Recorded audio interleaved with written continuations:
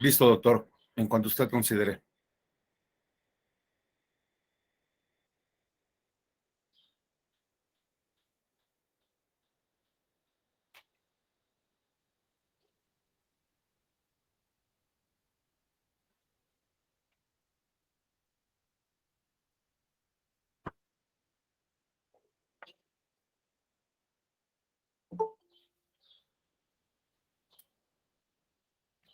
Listo, doctor, cuando usted guste comenzar. Buenos días, a la hora que me indiquen, con todo gusto. Listo, doctor, adelante. Gracias, pues muy buenos días a todos y a todas. Para mí es un placer estar con ustedes esta mañana, platicando uno de los grandes temas para todas las personas que se encargan de buscar dentro de la justicia las mejores decisiones tomadas a partir de una serie de supuestos, de casos y de información que se requiere justamente para provocar que los jueces puedan emitir sus decisiones. Para mí es un gran gusto, le agradezco profundamente a la Escuela Judicial Electoral, del Tribunal Electoral del Poder Judicial de la Federación, la oportunidad que me da para charlar esta mañana con ustedes.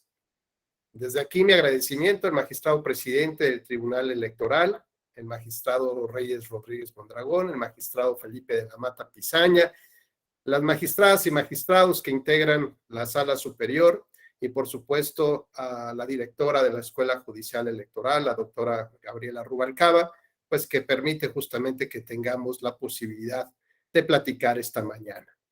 Hablar de la argumentación jurídica en materia electoral y la interpretación, ahora finalmente tenemos que siempre plantearla desde el punto de vista de la Constitución, pues nos lleva a dar un primer acercamiento de lo que refiere la argumentación jurídica, ¿no?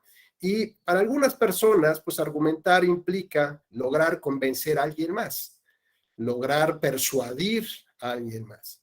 Sin embargo, este concepto de la persuasión, pues realmente va cayendo un poco en desuso, sobre todo cuando hablamos de la materia jurídica, porque lo que buscamos no es persuadir a partir de argumentos emotivos, de argumentos que no tengan que ver con el razonamiento jurídico. Lo que buscamos es convencer y convencer a partir de razones dentro del derecho.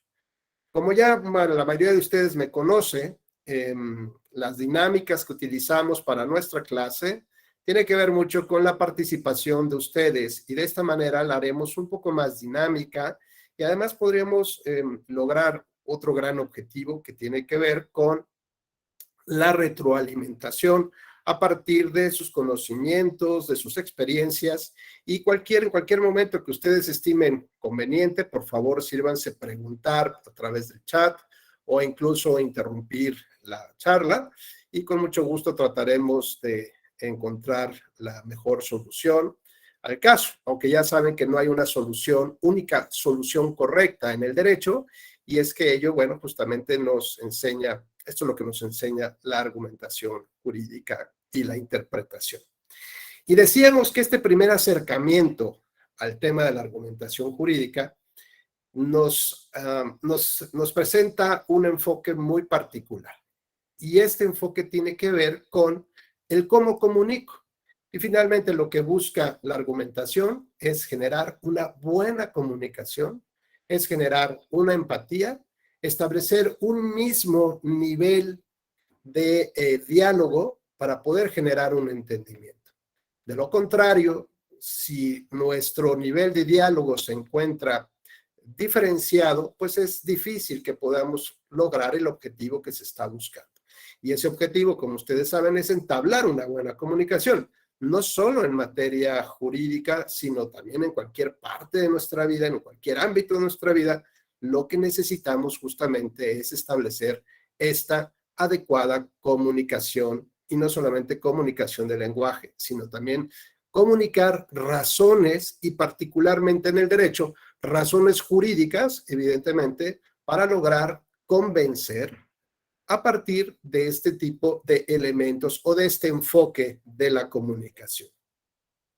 Y cuando hablamos de la interpretación, bueno, pues lo que queremos señalar de primera mano, pues es que todos los textos, digamos, necesitan justamente encontrar un sentido. Y la verdad es que a partir de distintas teorías, que a lo largo digamos, a lo largo de muchos años, lo que nos han tratado de demostrar o decir o señalar o defender sus postulados, pues es que esta interpretación de las normas o de los textos, de los vocablos, de las frases, de los enunciados, pues los que nos van a tratar de, digamos, desentrañar, lo que vamos a tratar de encontrar es el sentido que le dio el autor, que escribió, que emitió y que pensó ese texto tal cual. Entonces, parece ser que en algunas escuelas de interpretación y de argumentación jurídica establecen como un postulado importante que la interpretación de la norma tiene que buscar el sentido del autor de la norma. Y eso la verdad es que nos complica un poco, porque en primer lugar, si ya hablamos de legisladores que ya fallecieron y queremos encontrar el espíritu del legislador, pues la verdad es que tampoco estamos muy doctos para hacer sesiones espiritistas y llamar justamente a ese espíritu, ¿no? A esa alma, y que nos explique justamente qué era lo que quiso señalar o no. Más bien, la interpretación constitucional tiene que ver con este enfoque o este contexto mediante el cual o a través del cual surge justamente este texto normativo que queremos desentrañar tal cual, ¿no? Entonces, a ver, lo que tendríamos que empezar a tener muy claro es que interpretar no solamente implica encontrar el sentido que le quiso dar ese legislador o ese autor de la norma, sino que más bien habría que entender ese sentido dentro de un contexto social, político, económico, cultural, ¿no? Y entonces ya tendríamos tal vez un poco, digamos, un acercamiento más legítimo justamente a lo que se pensaba o a lo que se quería hacer, ¿no? Y, por ejemplo, en este primer enfoque, William, Enrique, si estás por ahí y me dices el favor de abrir tu micrófono, por cierto que me da mucho gusto nuevamente verte en estos cursos y saludarte. Gracias, Ignacio, buenos días. Sí. ¿Sí me escuchan? Sí, hola, buenos días. Buenos días, maestro. ¿Sí me Tu escuchan? micrófono, William, no se escucha.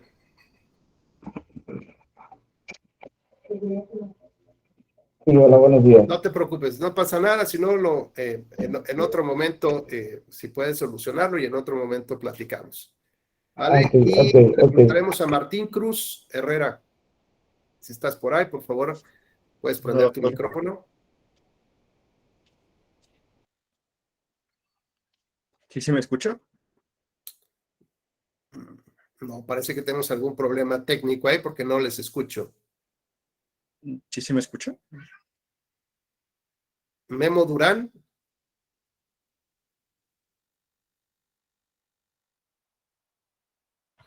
Sí, profe.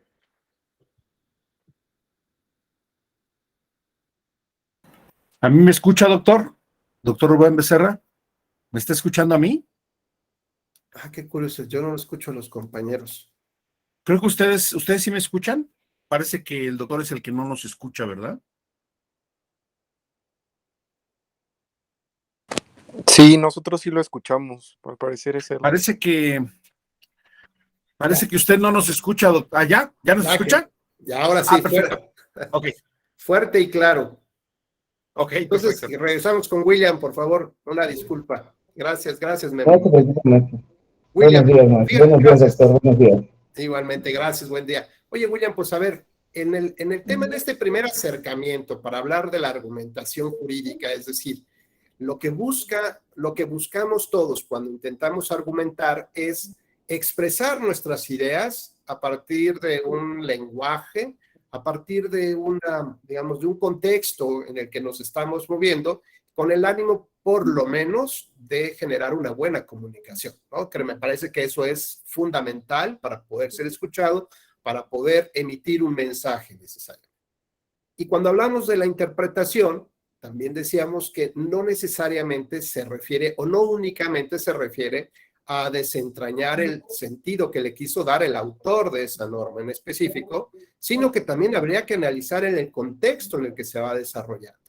Y entonces aquí lo que te quiero yo preguntar es, ¿tú recuerdas, por ejemplo, o has leído seguramente que por ahí de los años entre 1960, 70, 75, 80, en Estados Unidos se dio una serie de resoluciones judiciales en donde se favorecía el activismo, digamos, de los derechos civiles.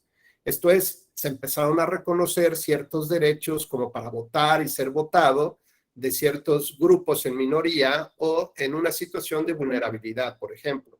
Se dieron resoluciones por las cortes de Estados Unidos en la que permitían el ingreso a las universidades, por ejemplo, pues a mujeres o a personas afrodescendientes o judíos. Es decir, empezó como esta especie de florecimiento, digamos, de los derechos civiles, ¿no? Pero, ¿cómo podríamos nosotros acercarnos, digamos, a estas resoluciones que fueron fundamentales o fundantes incluso de un estado como Estados Unidos y que, por cierto, podríamos también compararnos también en estos tipos de resoluciones fundantes para México? Si basta, en su caso, como interpretar cuál era el sentido que se quería dar a esa norma, o más o menos hablar del contexto, porque, por ejemplo, sí se reconoció el derecho a votar de los ciudadanos afrodescendientes, pero de los varones, y no necesariamente de las mujeres. ¿Cuál es tu primera visión o tu óptica acerca de este tema? Yo pienso de que este acercamiento más que nada tuvo que ver con el tema de derechos humanos. Realmente las personas, desafortunadamente había una idea que permeaba en donde a las personas se les clasificaba por su apariencia, se les clasificaba por su estatus económico, y mucho más aún con esta cuestión pues de que siempre ha habido del racismo. Ha habido una lucha histórica en este tema y yo creo de que desde el punto de vista de los derechos humanos, este tema ha sido más bien la pauta que ha marcado el poder distinguir estos derechos como algo intrínseco de la persona por el solo hecho de su humanidad, de su naturaleza humana. Yo creo de que esta es la parte medular del tema entre los derechos que corresponden a las personas como seres humanos, para poderles reconocer estos derechos civiles que por naturaleza también les corresponde como valor intrínseco. Gracias, William, muy gentil. Efectivamente, como dices, ya empezaron a generarse este enfoque, digamos, en las razones jurídicas, este enfoque sobre los derechos humanos, particularmente digamos, bajo el principio de la no discriminación, bajo el principio de la igualdad, ¿no? Sin embargo, aunque, digamos, este primer acercamiento que nos muestras, tiene que ver mucho también con el contexto social en el que se estaba viviendo. Y entonces recordemos más o menos cuáles eran los panoramas que tenían distintos grupos que buscaban, que luchaban precisamente por el reconocimiento de esos derechos. Y no decían ni siquiera que fueran derechos humanos, ¿no?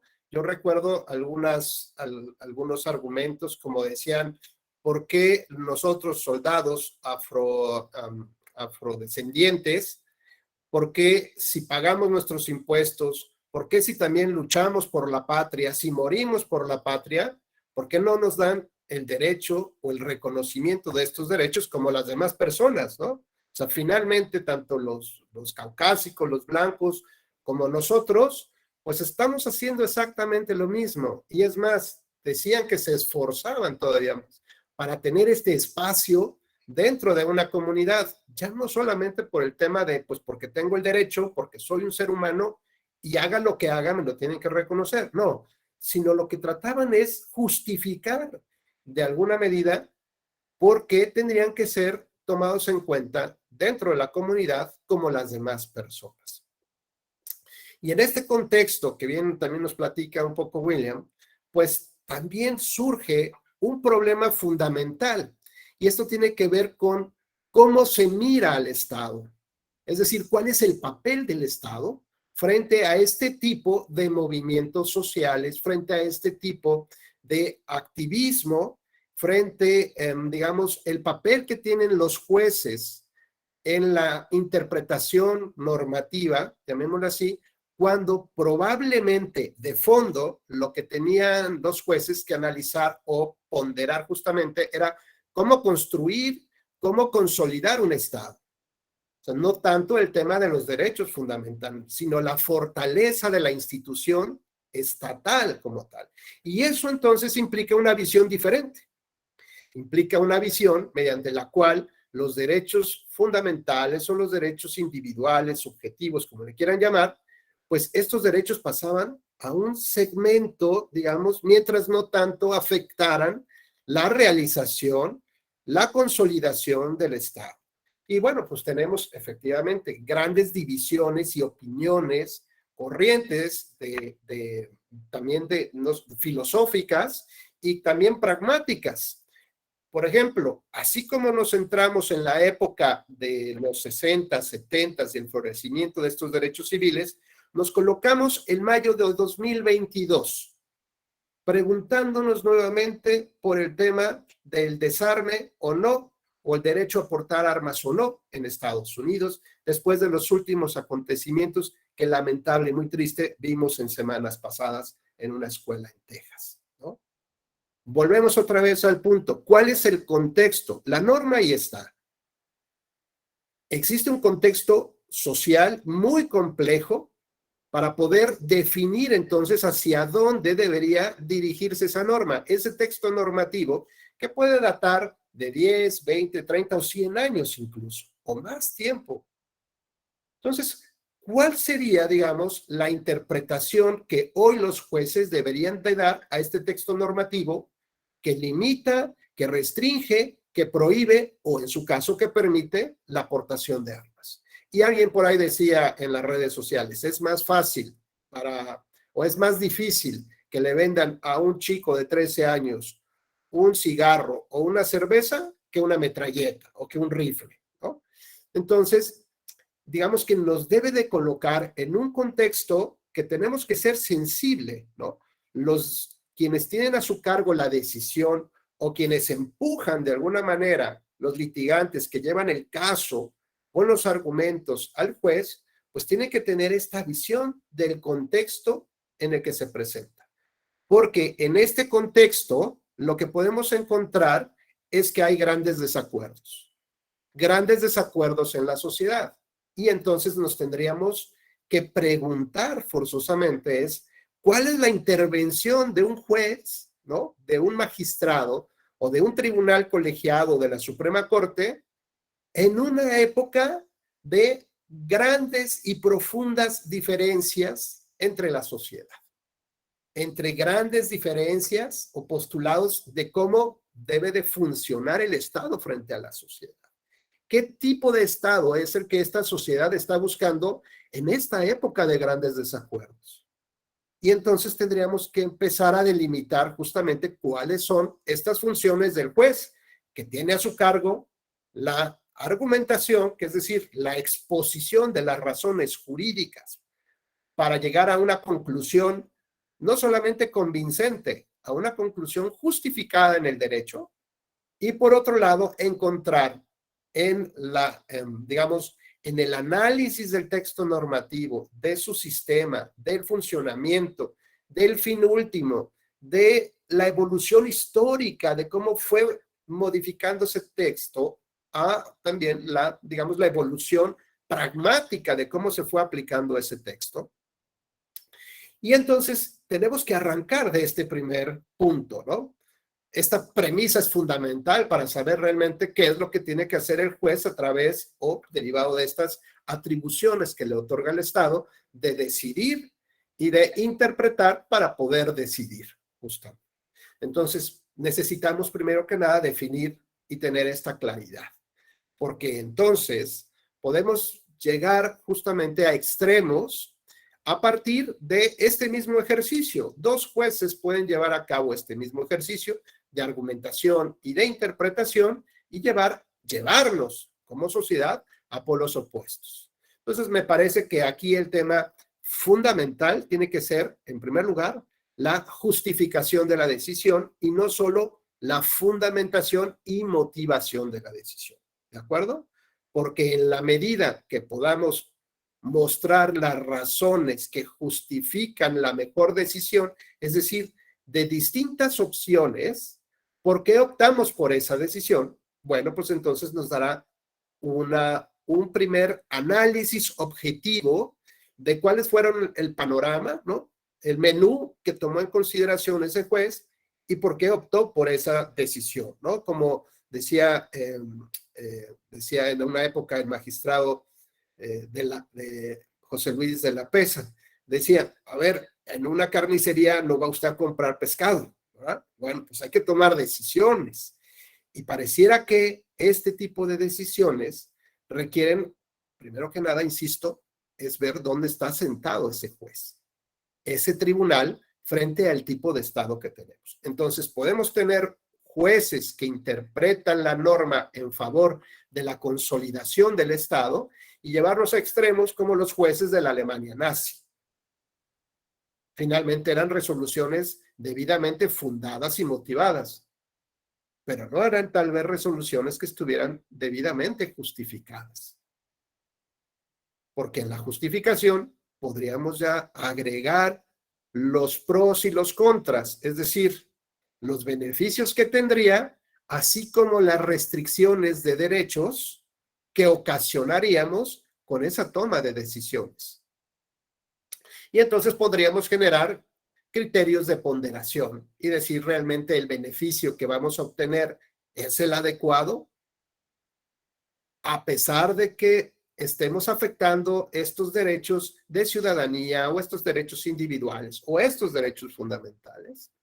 Pues si lo que requiere el Estado, bueno, entonces hay que entender el momento en el que estas decisiones se toman, pero justificadas en función de ellas, ¿no? Y por otra parte, en esta época de grandes desacuerdos o en aquellas épocas también de grandes y profundos desacuerdos, pues también lo que importaría es ver hacia dónde debemos de dirigirnos.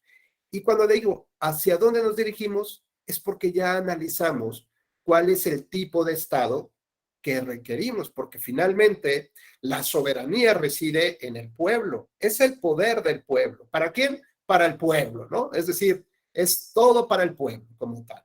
Bueno, pues entonces, si tomamos en consideración esta premisa fundamental, se supondría que el pueblo es el que tendría que orientar hacia dónde debe dirigirse este Estado.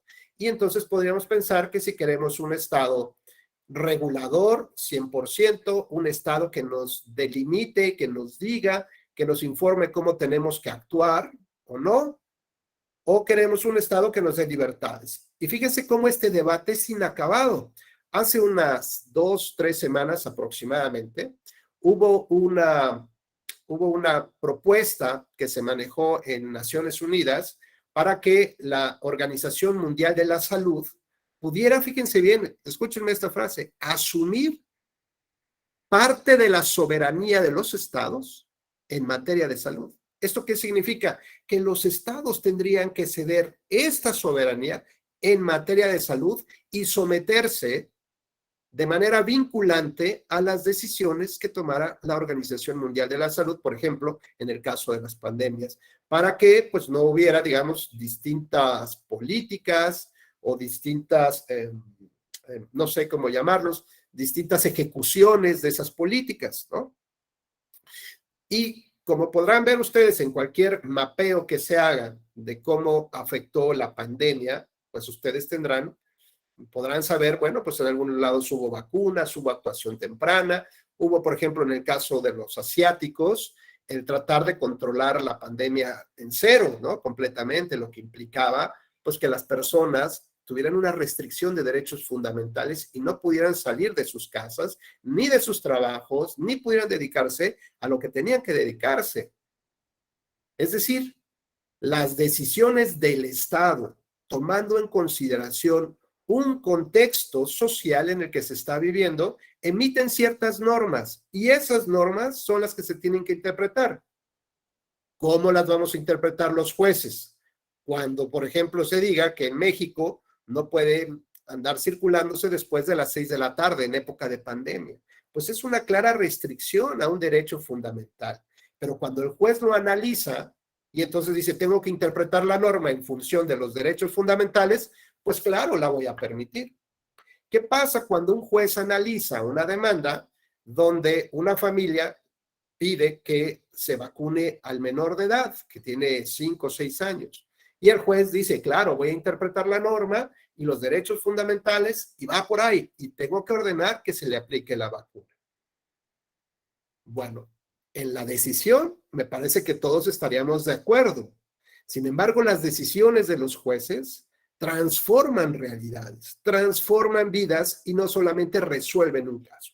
Es decir, a ver, entonces cuando argumento y cuando interpreto, estoy transformando la vida de las personas, es real. La pregunta que yo haría, por ejemplo, para esas decisiones de los jueces que autorizaron las vacunas es, ¿verificaron qué vacuna le pusieron? Pues a lo mejor alguien dirá, sí, claro.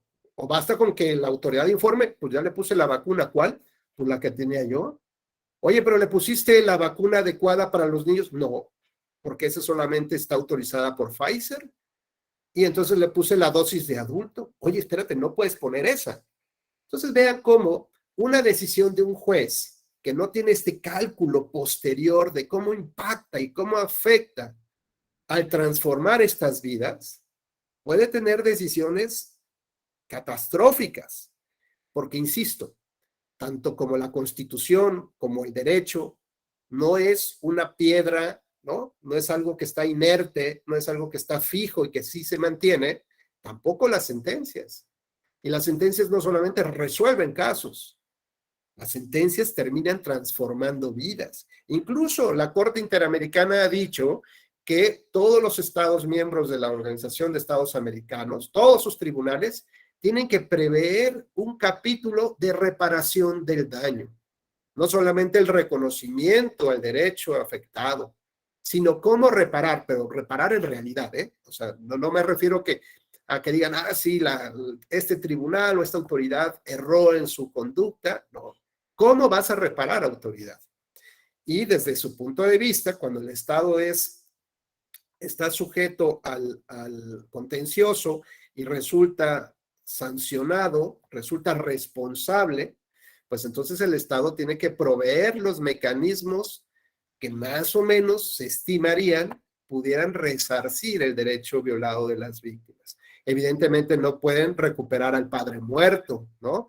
Al hermano desaparecido, al periodista asesinado, pero por lo menos un mea culpa, que a veces es lo que piden las familias de las víctimas, un mea culpa de que lo que el Estado no quiso hacer y pudo hacer, como una investigación seria, una investigación ministerial o de la policía o de las áreas correspondientes, seria, y que cumpla con los estándares internacionales que se exigen para una investigación, ¿no? Y que después concluyan, a pesar de que hay una serie de elementos, pues que concluyan que la chica murió por un accidente, ¿no? Se cayó en una cisterna, como decimos, ¿no? Y tiene que salir otros estudios periciales para determinar que no fue así.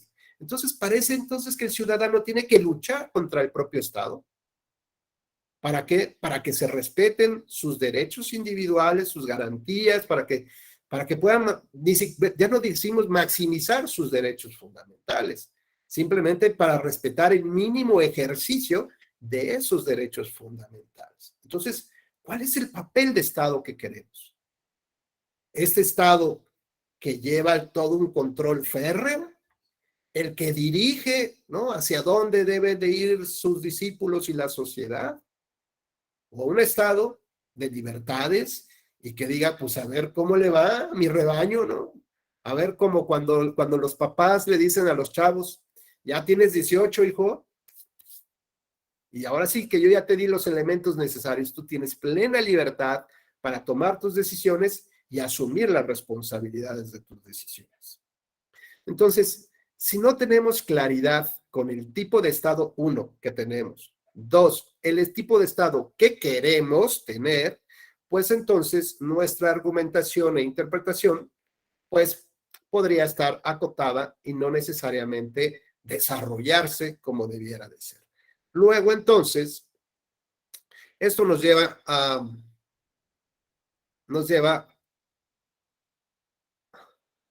hablar justamente de lo que tiene que ver con la justificación de la decisión judicial. Y ya dijimos que justificar no necesariamente implica el fundar y motivar, ¿no? No sé si a ustedes ya les había puesto esta lámina en otro curso, pero le pedí el favor, Ana Elisa Banderas, si estás por ahí, de encender tu micrófono.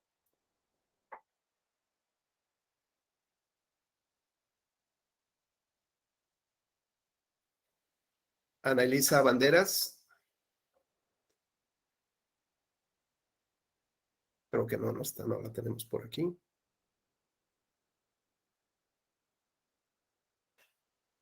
Bueno. Víctor Hugo Corona. Sí, Corona, ¿verdad? ¿Puedes encender tu micrófono, por favor, Víctor? Listo. Hola, Víctor, ¿cómo estás? Qué gusto saludarte. Igualmente, dígame. Gracias, Víctor. Oye, pues a ver, mira, esta lámina, ¿no?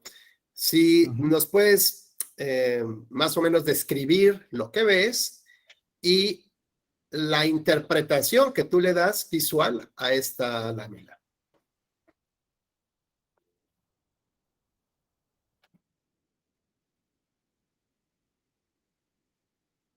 Ok.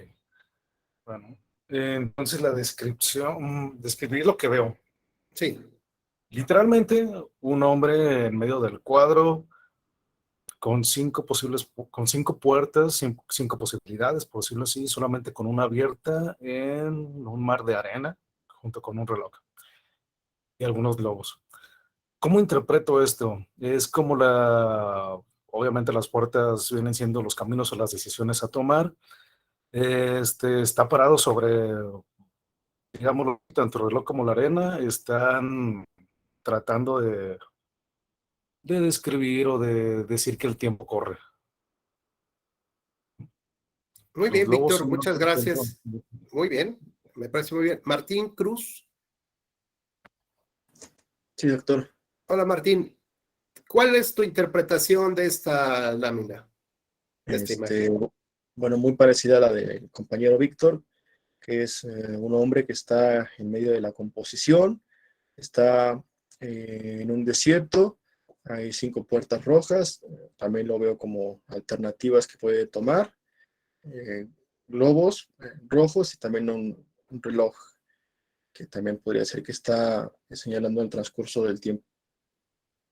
Correcto, pero ahora ya que ves a este hombre, ¿cuál crees que sea la decisión que debe de tomar?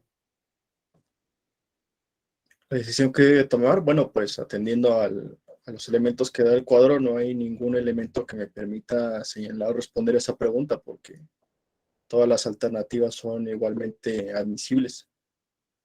O salvo que encuentre todas las puertas cerradas, ¿no? Claro, también. Y solamente encuentra una abierta y por ahí tiene que irse, ¿no? Bueno, gracias, Martín, y gracias, Víctor. A ver, Juan Ignacio, adelante, te escuchamos. Sí, gracias. Tengo problemas con mi internet, pero tengo mi cámara apagada. Pero No te yo preocupes, adelante. considero que que debe tomar la decisión por practicidad en ese momento de entrar por la puerta que está abierta. ¿Ok? Digo, para ser más pragmático. Pero, pues, al final de cuentas, podría incluso no ser pragmático y tomar el riesgo de abrir cualquiera de las otras. O sea, cualquiera de esas dos decisiones sería correcta. El proceso que nos debería importar es cómo justifica el hecho de decir, tengo una puerta abierta, decido no entrar por ella y sí tomar el riesgo de abrir otra. Eso es lo que creo que nos debería importar esa operación que hace. Muy bien, Juan Ignacio, excelente. A ver, aquí fíjense, de una imagen que todos estamos viendo, ya tenemos 4 interpretaciones diferentes, ¿de acuerdo? 4. Si abro el micrófono, pues seguramente habrá otras adicionales. ¿Esto qué significa ya de entrada? Que cuando hablamos de interpretar, no vamos a encontrar una única decisión correcta. ¿Por qué? Porque la mejor justificación, la mejor interpretación, pues fue la de Víctor Hugo, pero para Víctor Hugo. Y Víctor Hugo podría compartir un par de cosas con Juan Ignacio, con Martín, pero para él la correcta es la que él emitió. Y así la misma de Martín y la de Juan Ignacio y la mía. Para nosotros esa es la decisión correcta. De entrada, lo que tenemos que poner otra vez como puntos centrales de nuestra discusión es que cuando tomamos una decisión o a partir de una interpretación, no hay una única respuesta correcta. Entonces, ¿de qué dependerá esa corrección? ¿De qué dependerá de que estemos de acuerdo o no? Pues un poco lo que nos va invitando Juan Ignacio y nos dejan entrever Víctor Hugo y Martín. A ver, hay una serie de posibilidades, pero la diferencia está no en cuál decisión tomas, sino cuál es el proceso para tomar una decisión. Ahí es el punto central donde la justificación impacta o debe impactar a la justicia y por supuesto también a la justicia electoral. ¿Y esto qué significa? ¿Qué pasa si, Juan Ignacio, si eliminamos las 4 puertas cerradas y solamente dejamos la abierta? Bueno, tendríamos que tomar invariablemente la única vía posible que tenemos, que es entrar por la puerta que está abierta. Claro, pero tú sabes, Juan Ignacio, Ajá. perdóname, tú sabes, tú conocías la imagen anterior, ¿estás de acuerdo? Donde estaban Sí. 4 puertas adicionales y después se le presenta a la sociedad una sentencia donde solo muestra una puerta abierta.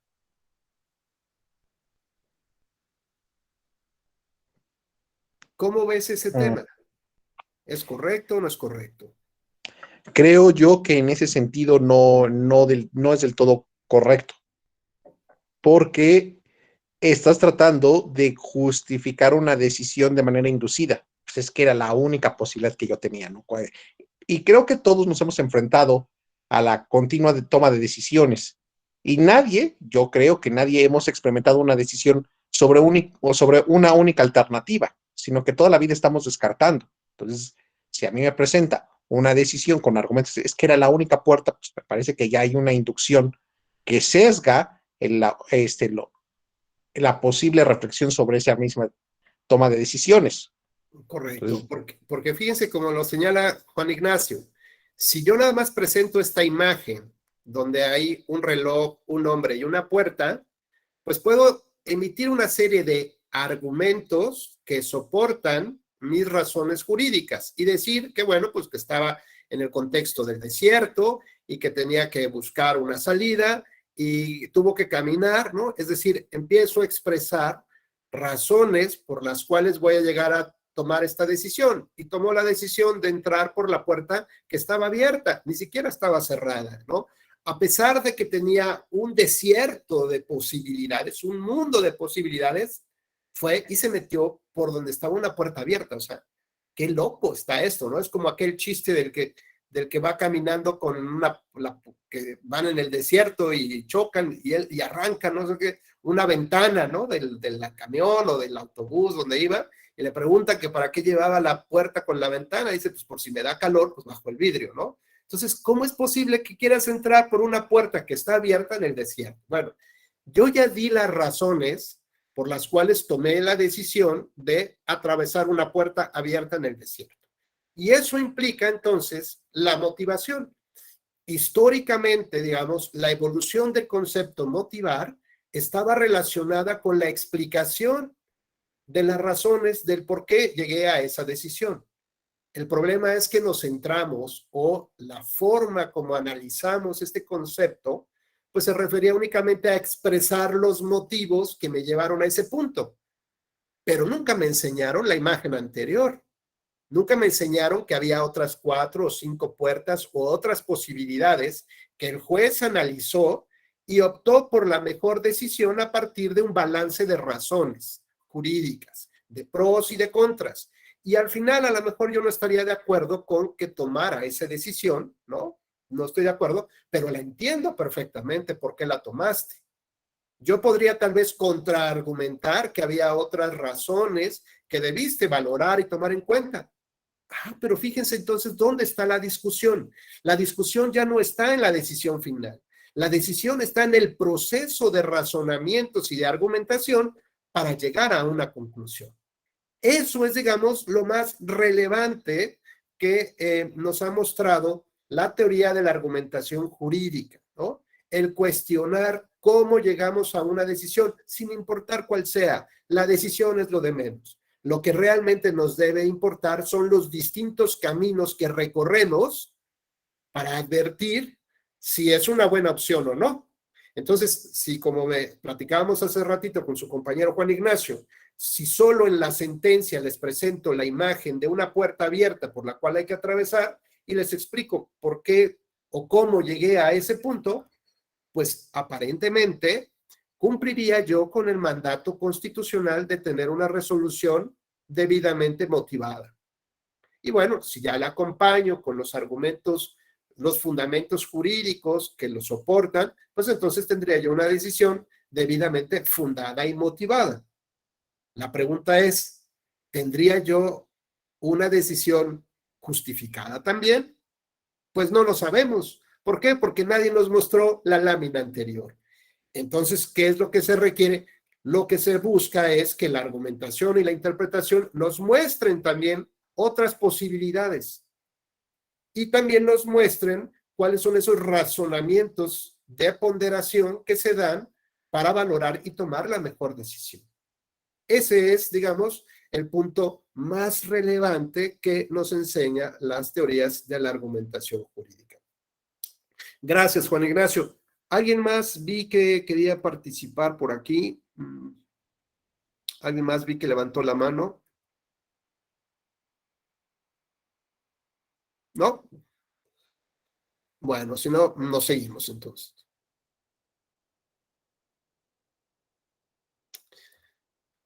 Bueno, ¿qué voy a lograr con esta manera de percibir a la fundamentación y motivación igual a justificación? Bueno, pues que con ello voy a tener la garantía, llamémoslo así, de que estoy entendiendo la norma. ¿Cómo? Pues porque ya la recorrí, ya, ahora sí como hasta con el pasito de Michael Jackson hacia atrás, para adelante y para atrás, ya me la cheté, ya la vi por abajo, la vi por arriba, ya analicé también cuáles son los alcances de esa transformación que busca la decisión. No, insisto, no solamente con la resolución de un caso, sino voy a transformar vidas de personas reales. Entonces, mi sentencia tendría que abarcar justamente ver cuáles son los alcances o los efectos que debería de tener para lograr ese objetivo y por lo tanto vincular a las autoridades ¿a qué? A que se cumpla esta resolución, ¿no? Pero tengo que ver cuál es el alcance que le voy a dar o que va a tener en la vida práctica y jurídica ello. Luego entonces ya de esta manera puedo asegurarme que tengo un entendimiento de la norma y no un pedacito de entendimiento, un cachito de entendimiento tan parcializado que solamente encuentro una sola puerta, ¿no? ¿Por qué? Porque así la jurisprudencia dice. Y entonces a veces utilizamos estas normas vinculantes, estos criterios vinculantes, y decimos, ah, así ya lo resolvió, y ni siquiera leemos el contenido de la jurisprudencia. Solamente leemos el rubro y creemos que con el rubro ya lo dice todo mágicamente. Y no, por lo menos habría que leer el contenido de la jurisprudencia. Y no solamente eso, ver de dónde surgen los precedentes. Es decir, analizar si realmente la jurisprudencia es vinculante cuando se aplica al caso concreto, ¿no? Que tiene identidad en las motivaciones, en cómo surge y sus consecuencias. Pero si ni siquiera tomamos este tiempo para leer las sentencias de donde derivaron esos criterios, pues entonces podemos cometer un grave error. Y podemos cargar con el error de un cuerpo jurídico que se encargó de redactar la jurisprudencia. Ya no estamos hablando de los jueces que emitieron una sentencia, sino ahora cómo cierto personal jurídico, con expertise, claro, cómo interpreta lo que dijeron los jueces en la sentencia y lo plasma ahora en una, digamos, en una tesis de jurisprudencia que resulta vinculante. Entonces, ¿qué no podría haber un error entre lo que interpretó ese abogado y lo que dijo el juez? Pero finalmente nadie acude a la sentencia, sino acudimos después a un texto, una especie de resumen, donde puede haber defectos, puede haber errores, o por lo pronto incluso podría haberse asumido una jurisprudencia, un texto normativo vinculante, que no necesariamente responde con la causa decidendi, es decir, con los elementos reales que se tomaron en cuenta para decidir. Porque ya dijimos que hay que tomar en cuenta también el contexto. ¿Ese contexto es vinculante? ¿Es jurisprudencia? Evidentemente no. Entonces, ¿qué tal si asume, digamos, este personal jurídico que estos argumentos que se dan sobre el contexto, sobre argumentos colaterales, secundarios, periféricos, de soporte, accidentales, secundarios, como quieran ustedes llamarle? O, por ejemplo, puede ser un argumento como una reducción al absurdo, ¿no? Decir, mira, en caso de que no lleguemos a esto, podríamos generar otras decisiones que en realidad rompen con la lógica jurídica, ¿no? La lógica humana. No podríamos llegar a ese punto. Entonces, este tipo de reducciones al absurdo, a lo mejor, quien está redactando la jurisprudencia supone que es causa de la decisión, que es el elemento fundante de la decisión, y así lo plantea como jurisprudencia. Cuando en realidad puede ser que desde la estructura argumentativa de la sentencia tenga ese defecto. Y lo que el juez reconoció como un argumento central, ¿no? Como el pilar de la decisión, en realidad es un argumento secundario. Un argumento que si no se hubiera puesto en la sentencia, de todas maneras hubiera generado el mismo sentido. Entonces, a veces esta mala estructura argumentativa nos conduce a ciertos errores tan solo para no entender cuál es la causa decidente, cuál es la razón efectiva por la que se toma una decisión. Y entonces ahí, de eso, por eso señalamos que es muy importante asegurarnos el cabal entendimiento y cómo va a funcionar la norma. Bueno, entonces ya tenemos ahí otro gran acercamiento a cómo debo de analizar la norma. Y por lo tanto, esto nos acerca, no nos garantiza, pero nos acerca a una correcta interpretación del contenido de la ley. ¿Cómo garantizo que me estoy acercando? Cuando hay justificación de la decisión. Cuando analizo, como en esta imagen, y le pregunté a 4 personas, y 4 personas tuvimos una interpretación diferente o complementaria, si ustedes quieren, pero cada quien tuvo una visión particular. Pues eso va a pasar.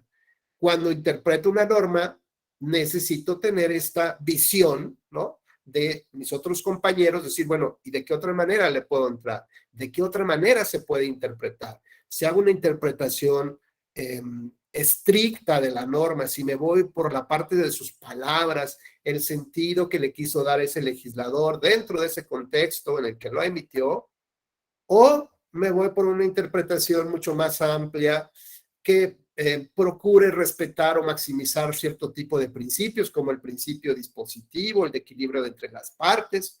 O, por ejemplo, si estoy en materia penal, bueno, ya sé que las interpretaciones tienen que ser más estrictas, que no se permiten la analogía ni la mayoría de razón, y que cuando hablo de una interpretación en cualquier materia, no penal, de el capítulo de excepciones a la norma, ¿cómo las debo de interpretar? ¿Generosamente, de manera amplia, o tiene que ser estrictas? ¿Qué digo estrictas? Estrictísima la interpretación.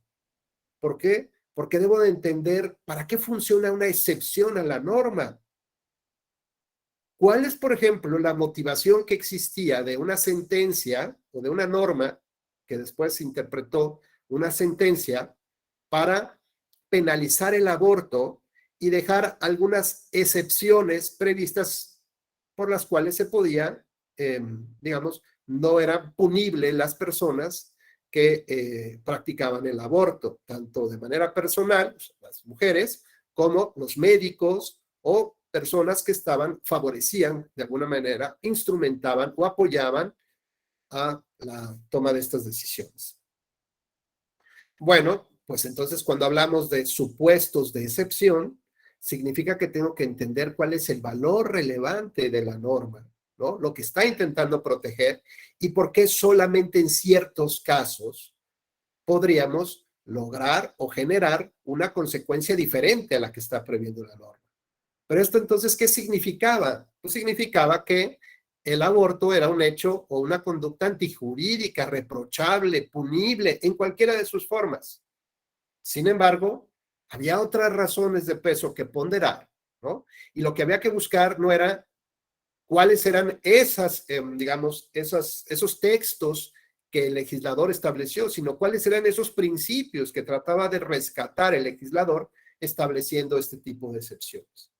¿Para qué? Para que pasaran muchos años, ¿no? Y hoy, digamos, muchas legislaturas, tanto en México como en el extranjero, ni siquiera están hablando de la despenalización del aborto, ni siquiera eso. Lo que están diciendo es que es un derecho fundamental de las mujeres. O sea, hasta la terminología cambia y por lo tanto la concepción cambia. Bueno, pues resulta que ahora en Estados Unidos se está analizando otra vez si volver o no a estas decisiones primarias o antiguas que se tenían acerca de la punibilidad del aborto en cualquiera de sus formas. En cualquiera, sin ningún supuesto de excepción. Y entonces nos lleva otra vez a la gran pregunta con la que iniciamos. Si la argumentación jurídica lo que busca es generar un adecuado uso, digamos, una adecuada comunicación, una buena comunicación con la sociedad. Y a partir, digamos, de los ejercicios de interpretación, encontramos estas líneas, ¿no? Hacia dónde se debe dirigir la sociedad, cómo la sociedad debe de analizar estos grandes temas y con profundos desacuerdos, cómo los debe de ir analizando, hacia dónde debe de dirigirse esta sociedad. Bueno,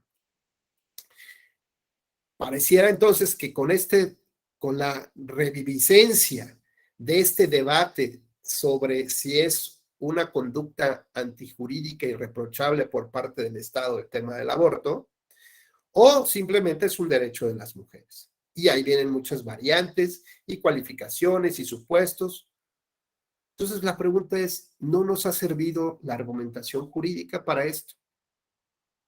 ¿Por qué no? Porque al parecer, en algunas épocas se tomaban decisiones que solamente mostraban una puerta. Y pues la sociedad tenía que entrar por esa puerta, caminar por esa vía, sin reflexionar si había otras posibilidades o no. Y a veces como sociedad no somos reflexivos. A veces como sociedad ni siquiera asumimos puntos de vista propios y personales, que es uno de los grandes males de los mexicanos.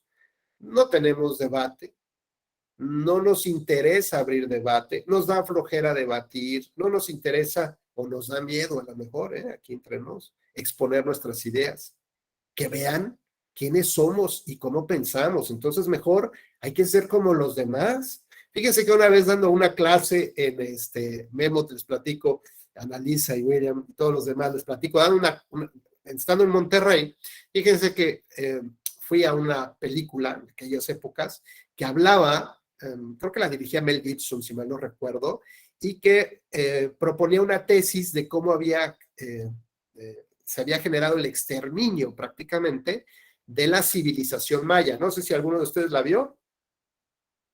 No recuerdo el nombre. ¿Alguien la recuerda cómo se llamaba?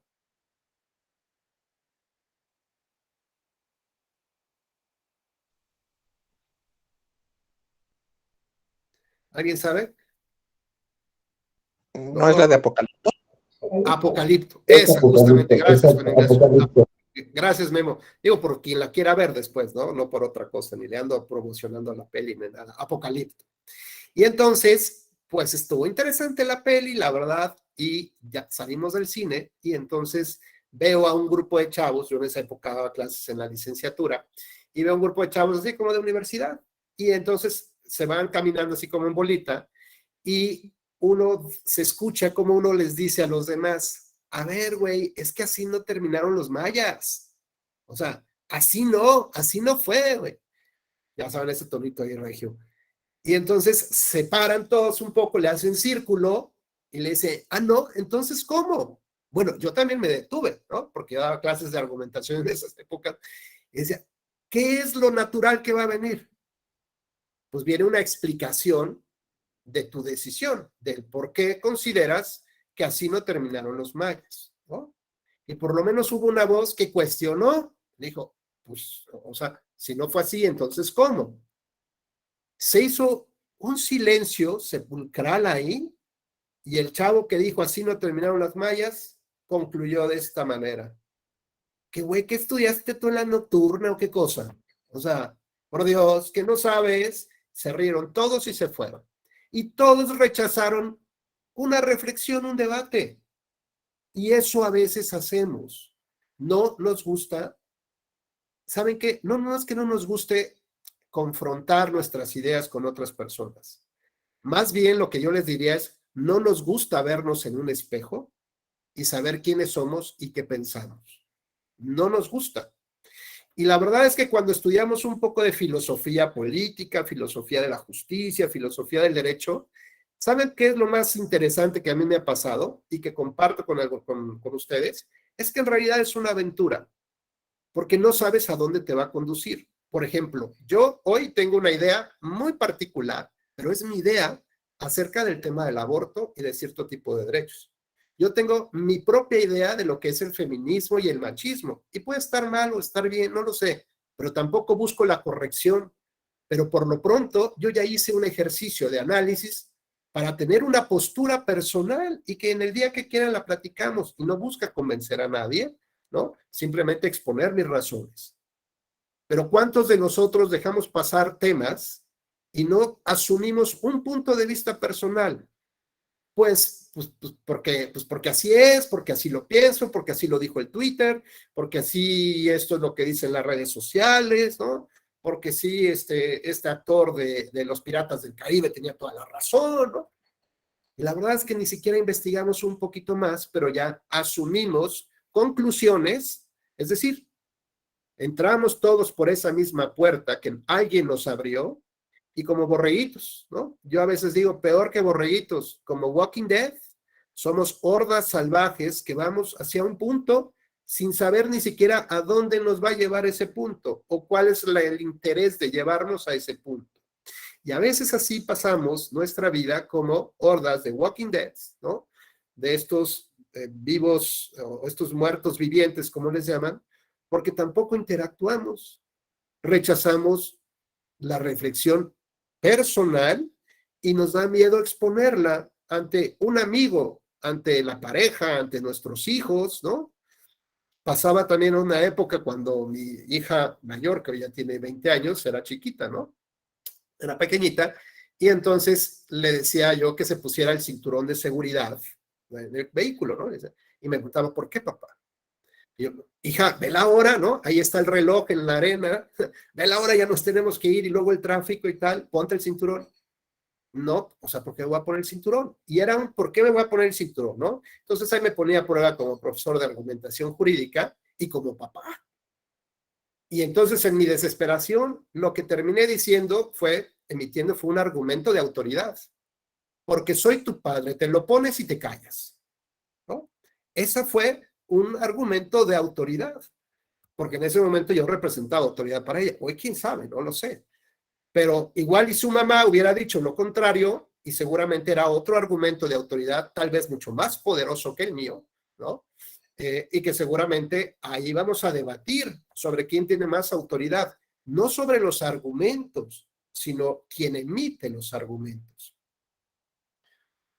Adelante, Juan Ignacio. Ese debate de autoridad me parece que ahorita está presente en la discusión pública entre los tribunales con la soberanía legislativa, ¿no? Cuando el tribunal, de alguna manera en sus resoluciones, le ordena al legislativo modificar una ley o legislar sobre un tema muy particular, existe ese debate, ¿quién tiene esa legitimidad para establecer esa decisión propiamente, ¿no? Creo que es como el ejemplo más claro que podemos percibir ya aplicado en la materia práctica. Claro, y fíjate, Juan Ignacio, ahora que tocas más o menos el tema, no solamente se trata de que los jueces, digamos, invadan las esferas de quienes toman las decisiones políticas, es decir, los grandes desacuerdos se pueden resolver de tres maneras. Uno, a partir de acudir a un tribunal y que decida quién tiene la razón, con lo que ello implica. Segundo, a partir del argumento de la decisión mayoritaria, ¿no? Es decir, a partir de la legitimación que te da una mayoría y por lo tanto yo tengo la mayoría en el Congreso y hoy decido. O bien porque tengo una mayoría en el criterio en un tribunal y eso es lo que decidimos por unas mayorías, que habría que ver si no son construcciones artificiales de la mayoría. Ojo, que eso es otro tema. Y el tercero es pues una especie de consenso de cómo vamos a ir moviéndonos como sociedad, ¿no? Es decir, hay una decisión, digamos, más bien como orgánica, ¿no? Como vamos avanzando un poco en la construcción, pues de esta manera de ver a la sociedad y después, pues sí, aceptar que o permitir que haya, digamos, leyes que favorezcan o que permitan y reconozcan el matrimonio entre personas del mismo sexo, por ejemplo, ¿no? Es decir, la evolución de la opinión de la sociedad va siendo orgánica, va creciendo poco a poco y con el tiempo va madurando y pues termina, digamos, caminando, ¿no? Es mucho más larga, mucho más de más tiempo, ¿no? Pero, digamos, con mayores raíces, con mayor solidez que una mayoría artificial. ¿Me explico? Y esto nos lleva justamente a preguntarnos quién tiene, digamos, quién puede tener la autoridad para interpretar. Y ya vimos que evidentemente los jueces, pero recientemente lo vimos con una interpretación auténtica que así señaló el Poder Legislativo respecto de un conjunto de normas relacionadas con este proceso de revocación de mandato que apenas vivimos, ¿no? Y justamente se abre nuevamente el debate de si el legislador puede emitir una interpretación de su propio texto, de lo aprobado. Y entonces habría que analizar, insisto, no solamente, como dice Juan Ignacio, no solamente el tema de la autoridad, sino también habría que analizar realmente el contexto en el que se da y el sentido en el que se está dando, ¿no? Entonces, no solamente es un análisis formalista de quién emite, ¿no? Y quién tiene ese poder para poder decidir los alcances de una norma, sino me parece que tiene que tener, digamos, lo puede pasar, o sea, evidentemente va a pasar, pero lo que como sociedad necesitamos garantizar es que haya una justificación. Y entonces, pues qué bueno que esa autoridad tomó esa decisión, pero realmente nos convence con argumentos de que eso es lo mejor que hay que hacer y no solamente es una imposición del Estado, imposición de mayorías o imposición de un argumento de autoridad, ¿no? Y decir, bueno, es que yo lo leí en una revista que una universidad de Texas, ¿no? Dijo que los mexicanos son los más besucones. Ok. ¿Y cuál universidad? No lo sé, ni me interesa. Es una universidad de Estados Unidos, ya, con eso. Ok. ¿Y sobre qué muestras? No lo sé, eso lo dijo la revista. Y para mí, eso es un dato, digamos, es como si fuera un dogma de fe. Los mexicanos somos los más besucones del mundo. Ese es un argumento de autoridad. Y claro, cuando otro dice, ¿sabes qué? Es que, fíjate que yo también leí lo mismo, pero es otra revista, ¿no? Del Times, o es una revista del Le Monde en Francia, ¿no? Entonces, no, pues bueno, sí ya cambia la cosa. ¿Y quién lo dijo? Pues quién sabe, ¿no? Pues fue un reportero que retomó ahí algún estudio y tal. Y lo mismo nos pasa cuando hacemos un análisis de criterios de otros tribunales constitucionales y dijimos, pues este que lo emitió. Este lo emitió el Tribunal Constitucional Español. No, bueno, sí, claro. Y no faltará el compañero que diga, pero fíjate que el alemán también dijo esto. Y en materia de derechos humanos, y entonces el debate ya no se centra en las razones y en los argumentos. El debate se centra en este criterio de autoridad, ¿no? ¿Quién puede y quién no puede emitir las reglas? Y finalmente, este último punto, que lo que busca no es resolver un caso, ¿no? Un caso que se plantea, por supuesto, esa es la obligación de todo juez. Aquí lo que vamos a resolver es un problema jurídico y entonces ya tiene una dimensión diferente. A ver, no se trata de resolver el caso que fue, no, o sea, sí, pues me explico, eso es lo inmediato, pero lo que hay que atender de fondo, ¿cuáles son esos problemas jurídicos que se están presentando en una época de los grandes desacuerdos? ¿Cómo realmente voy a interpretar normas que están relacionadas? No sé si con ustedes o con otras compañeras y compañeros les platicaba, por ejemplo, una norma que permite que ciertas autoridades municipales puedan secuestrar de alguna manera, puedan quitar mercancía a comerciantes que se encuentran en la vía pública sin ninguna autorización. Entonces parece ser que mientras la norma cumpla con ciertos estándares de garantías, pues parece que es lo correcto, porque todos entendemos que no debe de pasar así, que no debe de haber comercio ambulante. Correcto, en principio, no debe haber comercio ambulante. Pero cuando analizamos el caso y de lo que se trata era de una mujer digamos, con orígenes o pertenecientes a una comunidad o un pueblo indígena o afromexicano, por ejemplo, y que es menor de edad, tiene 14 años y tiene un bebé. Bueno, esta segmentación de análisis, digamos, de los derechos fundamentales, digamos, visto esta norma desde el ámbito, desde la óptica de los derechos fundamentales, nos permitirá entender mejor la norma. Y no solamente aplicar la norma porque hay que aplicarla, ¿no? Porque así lo dice el legislador, porque así lo interpreto y ese es el sentido. No debe de haber comercio ambulante como tal, sin estar debidamente autorizado. Bueno, sí, pero no hay otro supuesto de excepción, no hay supuestos de excepción, no. Y entonces, ¿qué implicaría este caso? ¿Hacerme de la vista gorda? No, tengo que resolver con razones del derecho. Y entonces tengo que valorar los principios que nutren y que sustentan a las normas.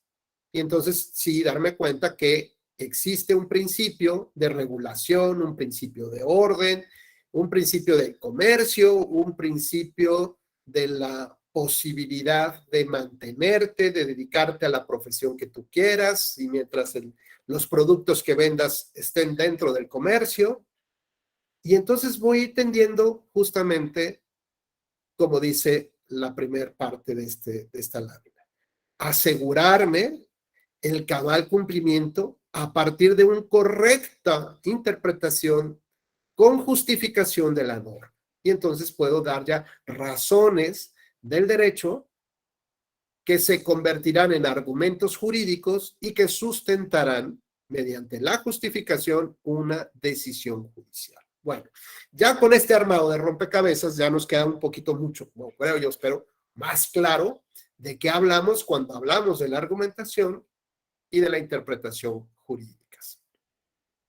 ¿Hasta aquí vamos bien o hay alguna duda, amigos?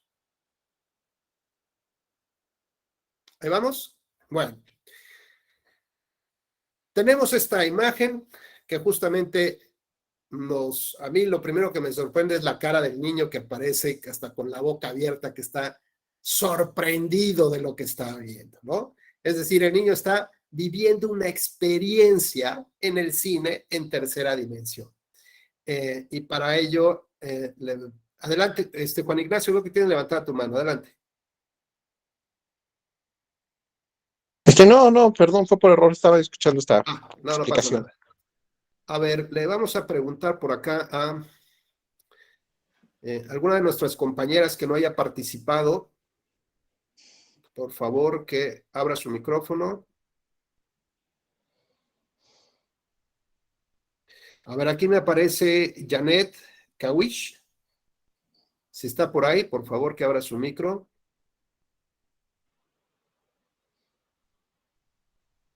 No. Francisca Cruz. Tampoco la tenemos por acá. Fabiola Mauleón.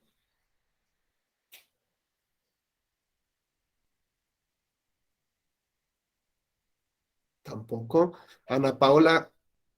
Gracias, Francisca, no te preocupes. Ana Paola Castellanos. Sí, maestro. Hola, Ana Paola, ¿cómo estás? Muy bien, ¿y usted? Muy bien, muchas gracias. ¿Cómo va la plática? ¿Más o menos? ¿O cómo Bien, la bien. ves hasta ahorita? Oh, interesante. ¿Sí? No me Sí, estás dando el avión, ¿verdad? no. Muy bien. Ahora Oye, sí. Ana Paola, ¿tú has tenido oportunidad de ir a un cine 3D? A ver una película 3D. Ajá. Yo no sé si todos nuestros compañeros y compañeras ya han tenido oportunidad, pero ¿nos podrías describir qué hace uno ahí? ¿Qué pasa en estas películas 3D? Pues a la entrada te dan unos lentes para que disfrutes la película, Ajá. porque si la ves así la pantalla, no se distinguen bien las imágenes, entonces te tienes que poner los lentes. Y pues con los lentes pareciera que los personajes o las imágenes que se están proyectando se salen de la pantalla. Ok. Se siente todo como si fuera más real. Oye, ¿y cuál es la que más te ha gustado? Ya cuéntanos ya para terminar tu historia. En 3D, que digas, wow, esto estuvo así bárbaro. En 3D, Sentí las telarañas del hombre araña por acá. Ok. sentí las telarañas. En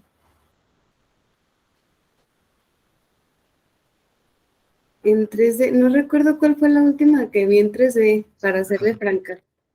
Bueno, pero te gustan como de emoción, ¿no? Sí, Acción y ajá.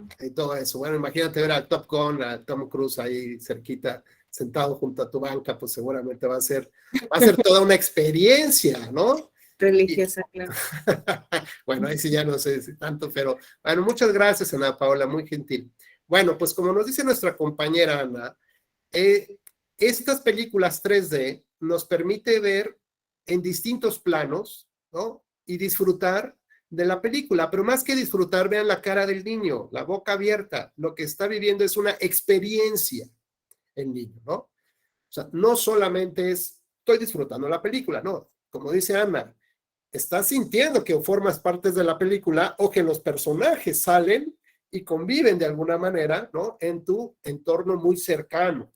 Incluso creo que hay películas donde ahora ya se llama la 4D, ¿no? Que no sé 4, ¿qué se llama?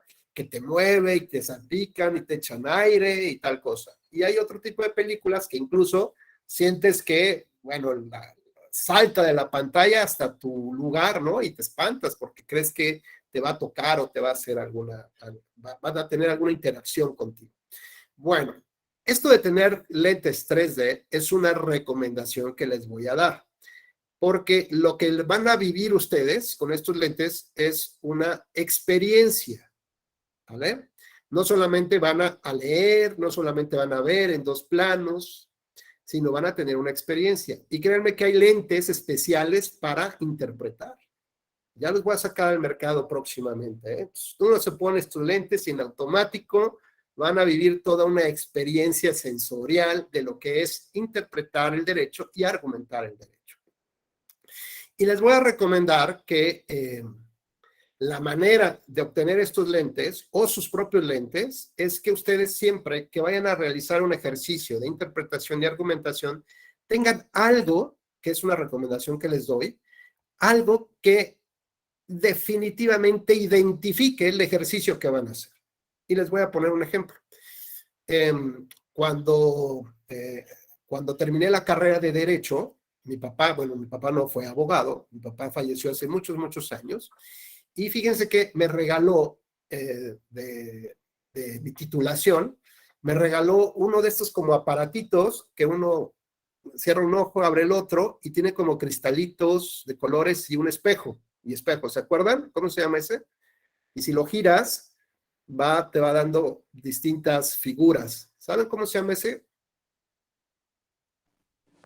¿Caleidoscopio no se llama? Es correcto, es un caleidoscopio, ¿no? Y entonces era un juego pues muy de la época, y entonces justamente es un tubito y tiene cristales de color y un espejo. Entonces en la medida que uno lo mueve, lo gira, pues los cristales se mueven, cambian de posición y se ve diferente con el reflejo del espejo. Es decir, se forman diferentes figuras. Pero fíjense lo interesante, digo, que le agradezco mucho a mi papá, es que cuando le pregunté, porque estaba muy bonito, de piel y cajita de madera, súper padre, entonces le dije, oye, así como que, pues, gracias, ¿no? Gracias, pero ¿qué hago yo con esto? Con un caleidoscopio y recién titulado, ¿no? Y me dijo, bueno, para que aprendas a ver el derecho, que tiene muchas formas, ¿no? Que tiene muchas maneras de verse. Y yo, ok, y la verdad es que, pues lo entendí mucho tiempo después, sobre todo cuando fui magistrado, lo entendí porque hay muchas maneras de ver el derecho. Y eso, digo, ahorita no estoy ahí en el lugar donde ordinariamente trabajo, pero invariablemente cuando redacto o cuando redactaba yo una sentencia o estudiaba un caso, siempre me lo ponía ahí, ¿no? Siempre me ponía ahí y con eso me acordaba más verlo, me acordaba que no solamente había una puerta, sino había muchas puertas que tenía yo que recorrer, muchos caminos y que explorar. Así que yo les recomiendo que encuentren un objeto que no sea de uso cotidiano, pero que identifique precisamente que tienen que recorrer o que son estos lentes 3D. Y pueden ser otros lentes que no tengan aumento y a lo mejor pues de pronto me lo pongo para ver qué tal intelectual me veo. O puede ser una taza, por ejemplo, digo aquí no se ve, puede ser una taza, puede ser una pluma, no sé, puede ser un libro, lo que ustedes quieran. Y mañana, que nos toca otra vez clase, les voy a pedir de favor que me muestren y que nos hagan favor de compartir con sus compañeras y compañeros cuál es ese objeto particular que les va a recordar que tienen que tener unos lentes 3D. Igual y son lentes así, de estos verdes y rojos o alguno de la época del Elton John, ¿no? Y no sé, así más floreados, lo que ustedes quieran. Puede ser, pero algo que sea especial, que no sea, digamos, de uso cotidiano, pero que también les permita manipularlo y tenerlo cerca. ¿No? No decir, no, bueno, pues aquí tengo una Virgen de Guadalupe de 2 metros. No, bueno, esa no la vas a poder llevar a todos lados. Bueno, sí, ella te puede acompañar a todos lados tal vez, pero para los creyentes. Pero lo que voy es que debes de tener un objeto que tú lo identifiques con estos lentes 3D, invariablemente, y con eso digas, y lo quiero mucho.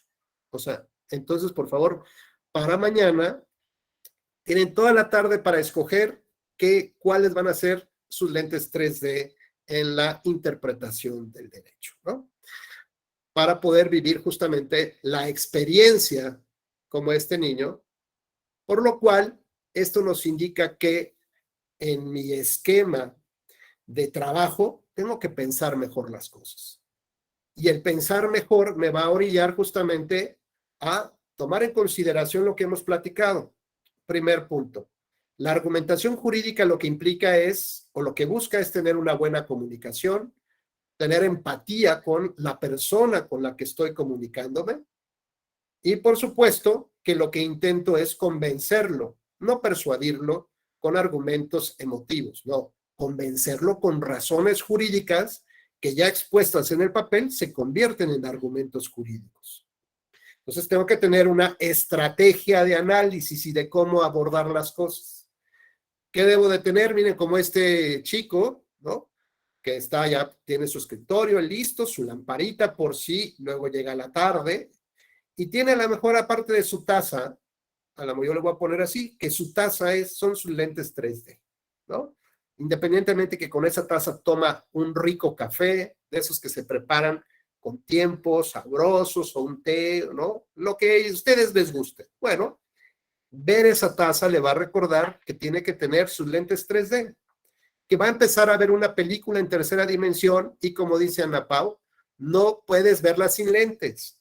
Entonces, no puedes estar no consciente de que lo que vas a hacer es sumirte en una experiencia diferente que empieza a analizar, que empieza a ver personajes, ¿no? Y cuando hablamos del juicio para la protección de los derechos político-electorales del ciudadano, y entonces empezamos a hacer un poco de análisis del contexto histórico, su evolución, los primeros casos que se resolvieron, y luego analizamos que, digamos, hasta dónde llegó a internacionalizarse, es decir, donde había demandas ciudadanas en materia electoral que en realidad no podían ser resueltas por los tribunales de manera ordinaria, porque pues a lo mejor lo que buscaban era cuestionar una norma.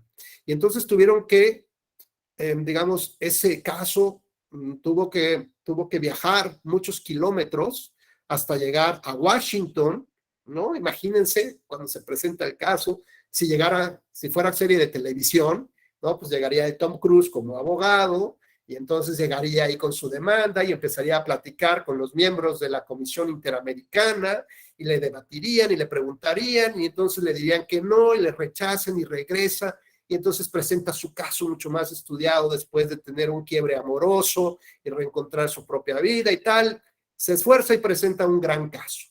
Y este caso, ¿no? Pues resulta que los principales tomadores de decisión del colectivo o de la Comisión Interamericana emiten una resolución que le notifican y bueno, pues este cuate brinca de felicidad, la familia de las víctimas también y tal cosa. Y después, en compañía con este cuerpo de abogados internacionales en Washington, imagínenselos, ¿no? Más o menos las diferentes etnias, composiciones, quién carga el portafolio, zapatos bien boleados, trajes de no sé cuántos miles de dólares, la abogada luciendo unos caireles así como los trae Ana Pau, unos chinitos. Imagínense el equipo que va y se traslada hasta San José de Costa Rica, ¿no? Las peripecias del avión, luego que dónde rentan el local, cómo van a empezar a trabajar, cuánto tiempo van a estar ahí, si hay presupuesto o no hay presupuesto, hasta que por fin pueden plantear el caso verbalmente ante los integrantes de la Corte Interamericana de Derechos Humanos, ¿no? Mientras en la tarde la población está emocionada porque juega su Sele y en su pase al Mundial Qatar, ¿no? Bueno, es todo una... Fíjense esta historia, ¿no? Cómo ya tiene más cuerpo, más sentido, ya la podemos vivir diferente, ¿no? Así es como hay que aprender a ver el derecho y las normas. Entonces ya es una historia, ya hay personajes, hay rostros, y me lo puedo imaginar, y puedo sentirlo, y me emociona a lo mejor haber estado ahí presente, ¿no? Con mis lentes 3D, porque me sentía yo parte del público. Recuerden, por ejemplo, este personaje tan famoso de la serie de House of Cards. No sé si la vieron ustedes, se la recomiendo mucho, pero que después ahí el actor principal tuvo ahí algunos problemas personales y le cancelaron el contrato. Pero lo que hacía era romper la cuarta pared, la cuarta ventana, ¿no? Y entonces es un truco muy famoso en el teatro. Y alguien le preguntaba, ¿y cómo logras hacer este truco? Decía, pues, o sea, ¿cómo logras hacer este truco? Pues muy sencillo, ¿no? Porque, por ejemplo, tú y yo estamos platicando y de pronto veo que viene un amigo. Y entonces este amigo me dejó plantado y es re chismoso, siempre avienta cualquier pretexto. Y justo me va a decir que se enfermó, que algo le pasó, que ya sabes, ¿no? Y entonces cuando llega el amigo y saluda, ah, mira, te presento, tal, y dice, oye, por cierto, ¿qué crees? Fallé porque no pude ir a la comida, no sé qué, porque algo me pasó, ¿no? Y no me lo vas a creer. Entonces, basta con que los dos primeros personajes se vean, ¿no? Hagan una pequeña mueca, algún levantamiento de ceja, como decir, sabíamos que esto iba a pasar, ¿no? Pues lo mismo, cuando eso lo haces al público, pues lo involucras de tal manera que te lleva hasta un punto donde tú te sientes como parte del equipo. Vives esa experiencia, ¿no? De cómo está llevando una estrategia disruptiva contra un sistema pues corrupto, ¿no? En Estados Unidos, y te da gusto cómo poco a poco va logrando sus objetivos hasta que comete una conducta que dentro de tu código de ética, pues ya no está justificada. Y se voltea en ese momento, se los juro, que tú te sientes mal, decir, o sea, no puedes hacer esto, porque ya te eres parte de su estrategia, eres parte de su plan, eres su consigliere, eres su amigo de la travesura, de la travesía. Y cuando te sientes mal, el director tiene esa capacidad, ¿no? Para poner un diálogo ahí, justo se voltea el personaje y te dice, no te hagas. A ver, no te sientas mal, tú venías acompañándome, viste que esto venía y tú nunca lo evitaste. Ahora asúmelo, ¿no? Como yo, porque tenemos estos objetivos. Y entonces es cuando tú, como observador, digamos, como personaje ya fuera de la historia, dices, ah, caray, o sea, yo no haría una cosa de estas, y te empiezas a cuestionar hasta dónde tu ética profesional te llevaría a tomar ciertas decisiones en pro o en contra de, pues, algunos intereses que tengas. Bueno, pues este truco o esta estrategia te invita no solamente a ver una serie, te introduce a la serie, vives con emoción la serie, te cuestionas sobre temas, y esto es lo que hace la argumentación y la interpretación. Al generarte una estrategia, al poder crear una historia de todo este panorama del JDC, cómo se está resolviendo en la Corte Interamericana, y cómo cuando hay, ya saben, las llamadas del teléfono rojo, o el WhatsApp, ¿no? Así de que este asunto va a salir así, así asado, y se filtra la información, ¿no? Y ahí vemos en el mapa cómo viaja el mensaje al otro lado del continente, ¿no? Para llegar, y llega a las más altas esferas donde se reúnen los políticos más importantes y dicen, nos van a dar palo, nos van a dar en la torre en la Corte Interamericana. Y se empiezan a mover llamadas, tal, y de pronto la Suprema Corte de Justicia dice, es momento de una nueva reflexión y cambiamos de criterio. Y eliminamos una jurisprudencia que había maniatado al tribunal a llevar un control de constitucionalidad y convencionalidad, aunque el tribunal siempre encontraba sus formas, ¿no? Y de pronto los principales líderes en la Cámara de Diputados y Senadores, ¿no? Invitan, platican con los coordinadores parlamentarios, la JUCOPO. Se requiere una reforma electoral en la que se reconozca esto que la Corte Interamericana va a resolver. ¿Para qué? Para que en todo caso dijera, México es culpable de, sí, pero México, ¿qué creen? Ya cumplió, incluso antes de que hubiera sentencia. Bueno, pues ya le pusimos nombres, imágenes, historia, música de fondo, ¿no? Rompimos la cuarta pared. ¿Y qué es lo que hicimos? Solamente generar una estrategia de cómo abordar un tema, por muy sencillo o por muy humilde que sea esa norma que voy a aplicar y que por supuesto voy a interpretar. Y cuando digo por humilde que sea, recuerden que esa norma va a contribuir a cambiar la vida de alguien, ¿eh? Ojo, o sea que no es tan menor el tema, y que a lo mejor se trata también de nuestros propios derechos fundamentales y de cómo los vamos a vivir. Y recuerden lo que habíamos platicado, la democracia, en resumidas cuentas, tiene que ver con la posibilidad de alcanzar el estilo de vida al que yo legítimamente aspiro, igual que mi familia. Entonces, no es un tema menor, así que hay que darle tiempo, hay que madurar la idea, hay que sentarse y disfrutar la idea. No hay que pensar que el tiempo está pasando y que tenemos que tomar una decisión inmediata, urgente. Claro, lo podemos hacer, tenemos pendiente, sabemos el tiempo que tenemos, pero entonces necesitamos generar una estrategia para manejar nuestros tiempos de trabajo, nuestros tiempos de familia, nuestros tiempos personales, nuestros tiempos de sueño, nuestros tiempos de salud.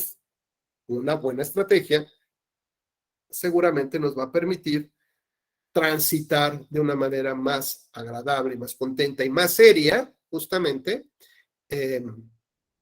para llegar a este tipo de decisiones.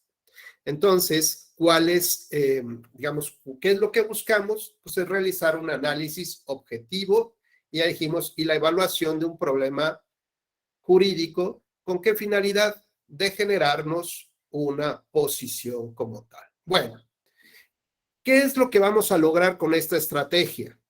Pues vamos a poder analizar o garantizarnos a nosotros mismos, digamos, como cuando nos ponemos, no sé si ustedes, cuando tienen que levantarse muy temprano, ponen 3 o 4 veces la alarma, ¿no? De cada 5 o 10 minutos. Yo soy así, digo, para hacernos cuates.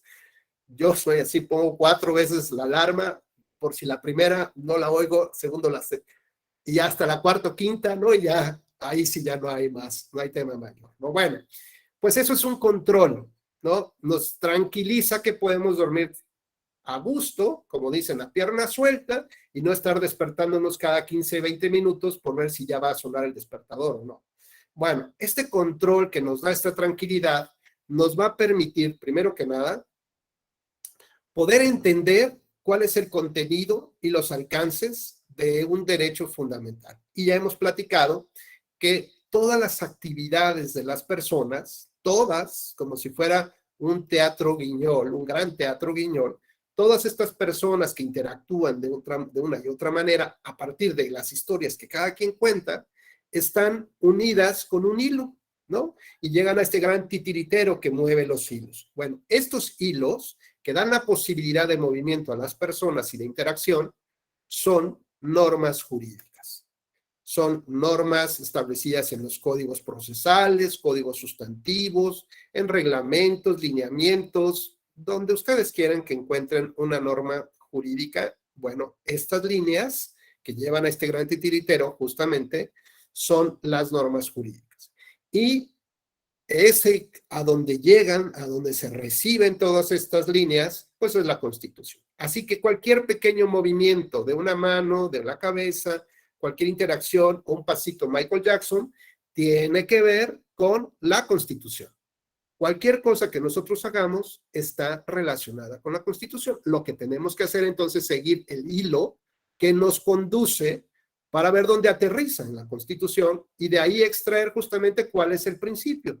Y si hablamos, por ejemplo, de cuál es el plazo para presentar la contestación de una demanda, pues entonces ahí tiene varios hilos. Y tiene que ver con el de acceso a la justicia, con el del debido proceso legal. Si es materia civil, pues a lo mejor habrá un principio dispositivo. Si es materia penal, habrá otro principio. Es decir, vamos rastreando los caminos para entender de mejor manera si el plazo para contestar una demanda permite realmente tener un verdadero ejercicio del ejercicio de acceso a la justicia o no. O por el contrario, la presentación de un medio de impugnación en materia electoral de 4 días, que ya también en otra ocasión lo hemos platicado, si realmente con estos 4 días es suficiente para garantizar un verdadero acceso a la justicia en materia electoral o no, o simplemente es un plazo que se establece por otras razones y que, bueno, habría que valorar esas otras razones jurídicas frente al derecho fundamental de acceso a la justicia para ver si son compatibles. Si de esas reglas se pueden extraer otros principios mucho más, digamos, no relevantes, pero principios que permitan jugar un poco con el tema del acceso a la justicia, interactuar y por lo tanto ya de ahí desprender el alcance que se le debe dar. Entonces, con esto tenemos tranquilidad de que nuestro estudio realmente entiende cuál es el contenido de las normas y de los principios y de los derechos que están en juego. También entiende hasta dónde puede estirar la liga, hasta dónde llega y cómo interactúa con otro sistema de normas al que pertenece o de derechos fundamentales. Es decir, encuentra cuáles son los límites que tiene y a partir de ahí podemos ya tener otra estrategia de cómo, digamos, existen estándares, es decir, mejores prácticas, cómo se ha desarrollado estos contenidos, estos derechos. Claro, por ejemplo, como lo hizo la Corte Interamericana de Derechos Fundamentales, de Derechos Humanos, cuando analizó, por ejemplo, una consulta que realizó Colombia, el gobierno de Colombia, para preguntar si podía regular de manera permanente, o sea, no, si se podía regular que la reelección presidencial fuera indefinida. Esa fue la consulta. Y la Corte emitió una opinión, la opinión consultiva, emite esta opinión y dice, de ninguna manera. Es más, lo que la Corte propone es que sí haya una regulación, pero para que diga que es imposible, que no debe, que jamás podría llegarse a ese punto, ¿no? Bueno, entonces veo cuáles son otros estándares que se han analizado en otros casos y puedo tal vez ya tener una mayor, digamos, como idea, ¿no? Una mayor ampliación, un conocimiento más profundo de lo que quiero y debo de realizar. Con lo cual, pues ya tengo la estrategia, ya está planteada y eso me implica un 80% del trabajo que tengo que realizar. Y el 20%, la ejecución del plan. Y con eso ya tengo una adecuada argumentación jurídica e interpretación de la norma.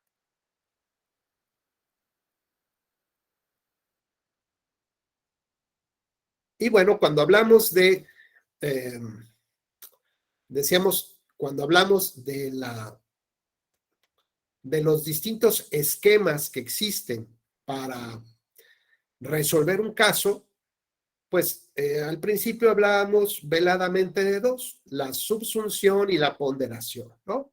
Entonces, cuando asumimos una argumentación jurídica que estimamos que es correcta y que parte del sentido de las palabras, pues únicamente lo que tenemos que hacer es someter los hechos, las conductas, a este contexto de normas y ver si le aplica la consecuencia, es decir, hacer una especie de checklist, ¿no? Se encontró un cuerpo sin vida, sí, palomeado. Hay digamos, hay un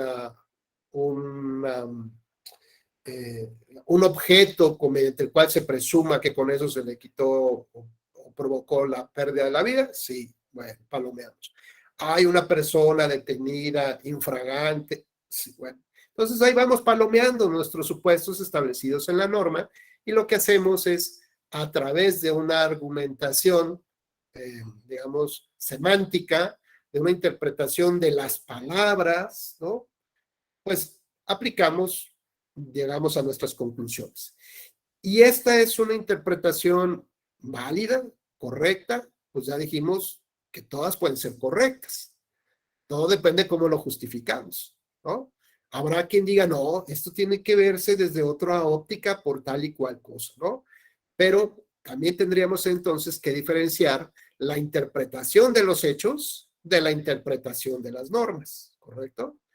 Y entonces cuando hablamos de la interpretación de las normas, podríamos de entrada primero determinar que no hay una única y correcta solución del caso. Primer punto. Segundo, que cuando yo planteo una imagen del caso, puede haber muchas interpretaciones de los hechos y de las normas, ¿ok? Tercero, cuando planteo yo el texto normativo, en el contexto de la materia que voy a resolver, que es la materia penal, donde hay dos bases fundamentales o tres bases fundamentales que me dicen, hay que aplicar la norma tal cual. Uno, ¿no? Que me hablan del principio de reserva de ley, donde si no hay sanción, pues no puede haber ese delito, y si igual viceversa, no hay delito si no hay una sanción. Pero además que yo no puedo aplicar o utilizar la analogía ni la mayoría de razón. Es decir, no puedo ampliar a otros casos. Con lo cual, mi interpretación o mi argumentación jurídica tendrá que ser estricta, ¿correcto? Porque se trata de la materia penal. Pero si se trata de otras materias, bueno, puedo darle juego a los principios, ¿no? Con mucho mayor amplitud, con un mayor entendimiento. Ojo, eso no significa que no lo haga en materia penal.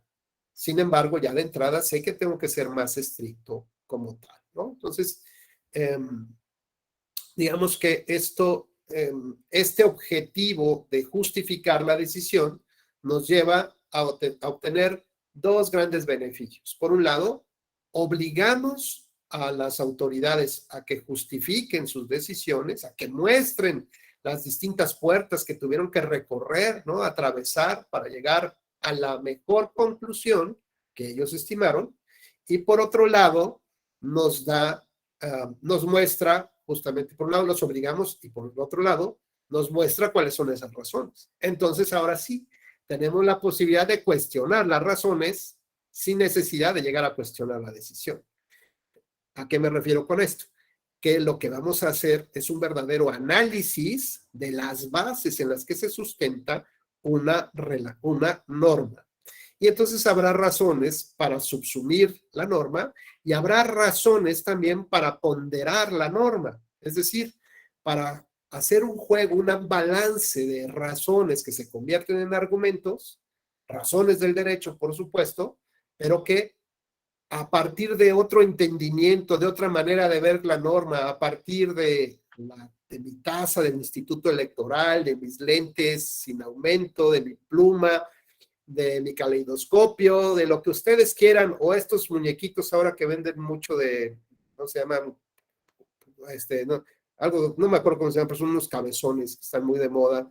Pues a lo mejor pongo a Luke Skywalker o a Yoda, no sé, o a la jueza, una jueza norteamericana que recién falleció. No lo sé, lo que ustedes quieran poner ahí, y que por cierto les recuerdo, mañana les pedí de favor que lo compartan con sus compañeras y sus compañeros. Bueno, todos estos elementos nos llevan finalmente a ver cómo vamos a plantear en esta estrategia cómo vamos a resolver el caso. Y si utilizamos una argumentación semántica, es decir, sustentada en el contexto de las palabras como en materia penal, porque hay que hacer una interpretación estricta, estrictísima, o cuando estamos analizando supuestos de excepción de una norma, también hay que analizarlos de manera estricta o interpretarlos de manera estrictísima. Ahora bien, el objetivo de esto finalmente es generar esta estrategia. Y si voy a concluir y voy a utilizar estos argumentos, pues entonces, o este estilo de argumentación, tengo que tener presente que de todas maneras tengo que justificarla. ¿Por qué no podría hacerlo más amplio? ¿Por qué no pondría en juego otros principios? Y eso tengo que explicarlo en mi sentencia.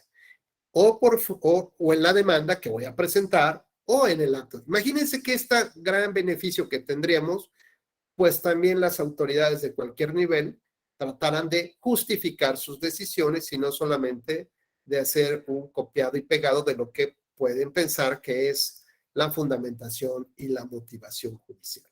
Digo, la motivación, la fundamentación y motivación del acto de autoridad. Bueno, ¿cómo logramos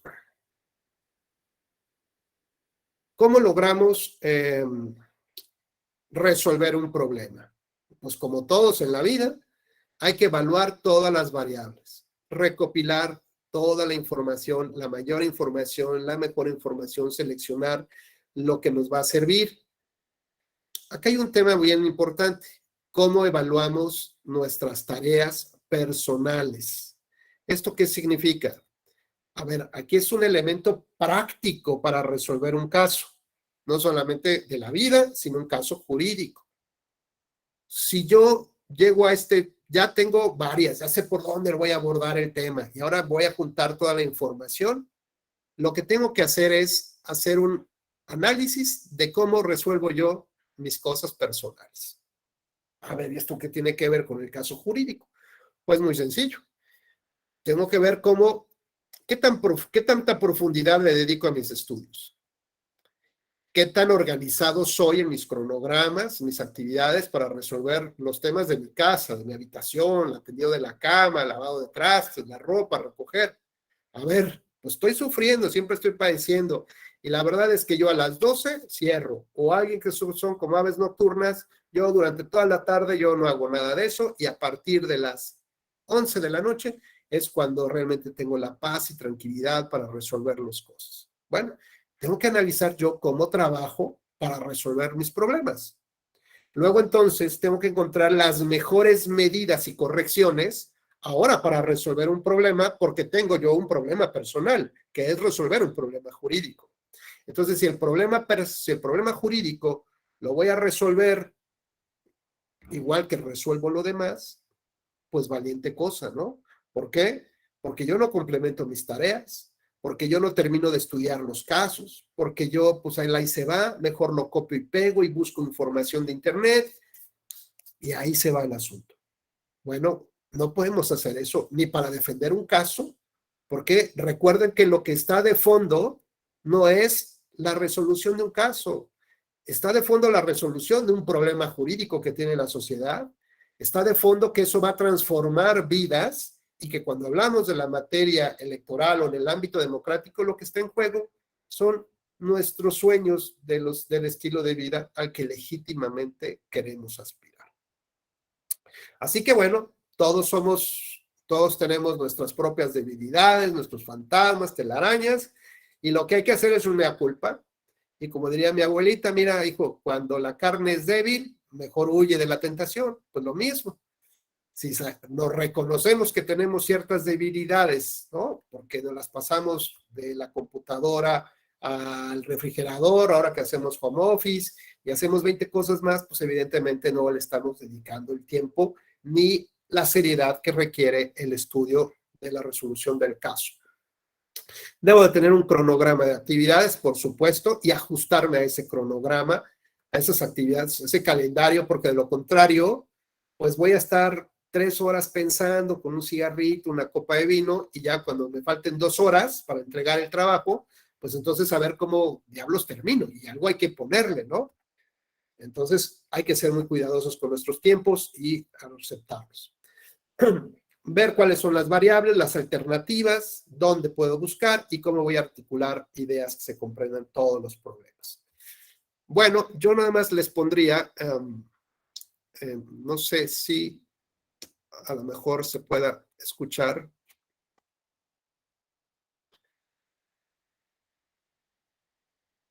¿Me dicen si se escucha, por favor?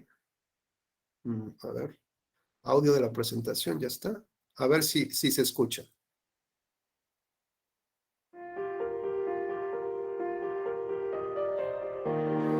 Sí se escucha, doctor. Gracias. In many countries, the debate over same-sex marriage stirs strong passions. Underlying this debate are competing views about the moral status of same-sex unions, and also an important question about the role of the state.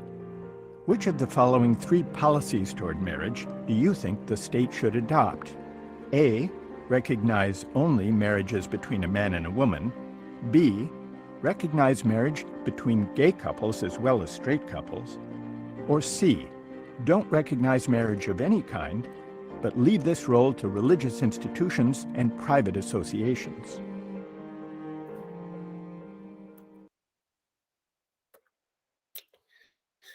Bueno, pues creo que se escuchó a grandes rasgos, digo, para quien no le haya captado bien por el audio o la interpretación. Es un tema de un gran debate y de un debate profundo en cualquier sociedad. El reconocimiento por parte del Estado a las relaciones o al matrimonio entre personas del mismo sexo, ¿no? Y entonces, un poco ahí el video nos dice, hay 3 soluciones, o básicamente, bueno, hay 2 soluciones y luego ya enfrentaremos la tercera. La primera solución es que pues no se reconozcan y se mantenga el status quo que siempre ha estado, ¿no? Desde una visión conservadora, de un estilo de familia, y ya, básicamente, ¿no? Y que, bueno, pues, si se quieren tener relación jurídica busquen otras formas que no sea el reconocimiento de matrimonio. Y la segunda, pues es que el Estado reconozca, ¿no?, esta posibilidad jurídica y por lo tanto, pues incluso hasta fomente, ¿no?, donde existan este tipo de relaciones. Hasta ahí le vamos a dejar y lo que les voy a pedir, por favor, es que con esto que hemos aprendido, con esto que hemos rebotado ideas esta mañana, que empiecen a generar razonamientos jurídicos, bueno, vamos a ponerlo así, razonamientos en su mente, que después conviertan en argumentos para exponer mañana. Y en esta exposición, digamos, voy a seleccionar a 2 personas, 4 personas, 2, les voy a pedir que defiendan la primera postura, de es mantener y reconocer el matrimonio como históricamente se ha reconocido, y la segunda, otras 2 personas que, digamos, que defiendan la postura de el matrimonio entre personas, del reconocimiento por parte del Estado del matrimonio entre personas del mismo sexo. Y bueno, pues vamos a debatir un poco. Lo importante es que hay que ver cuáles son todas estas variables. Hay que generar una estrategia, hay que tener los lentes 3D, hay que hacer este análisis de contexto, de cuáles son estos grandes desacuerdos que tiene la sociedad. Hay que analizar este argumento de la mayoría, ¿no? Un poco de que, bueno, pues tenemos mayoría y por lo tanto podemos modificar la ley y así ponerla, o prohibirlo o permitirlo, ¿no? Finalmente, en este tema de los argumentos de las mayorías, de la legitimidad democrática que da la mayoría. Y bueno, después de esto, después de este debate, vamos a hacer conclusiones, ¿no? Ya conclusiones personales, le pediría de favor a otras 2 personas distintas a los que participaron, que pues nos digan su postura personal, ¿no? Evidentemente es un ejercicio, no es un tema digamos, para abrir ni ofensas, ni heridas, ni nada de esto, simplemente es de lo que escucharon de sus compañeros, simplemente asumir una postura sobre uno de los temas en específico, ¿no? Y finalmente,